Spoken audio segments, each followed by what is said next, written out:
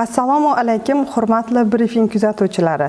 Joriy yilning 20-avgustida kasb va xorijiy tillarga o'qitish uchun voucher berish tartibi to'g'risidagi 527-sonli nizom tasdiqlandi.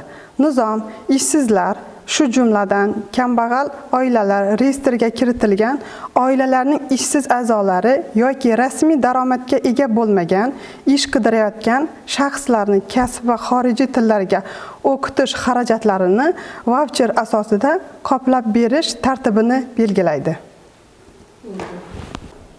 Kambag'allikni qisqartirish va Bandlik vazirligining ekosiyos.mehnat.uz tizimida voucher asosida ushbu toifadagi shaxslarni o'qitadigan ta'lim tashkilotlarining elektron reyestri yuritiladi.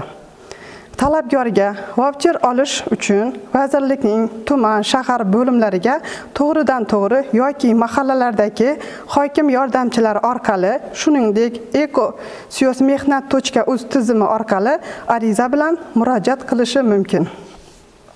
Talabgorga birinchi navbatda tuman, shahar bo'limlari tomonidan bir kun muddatda uning mutaxassisligidan kelib chiqib, mavjud bo'sh vakant ish o'rinlari taklif qilinadi.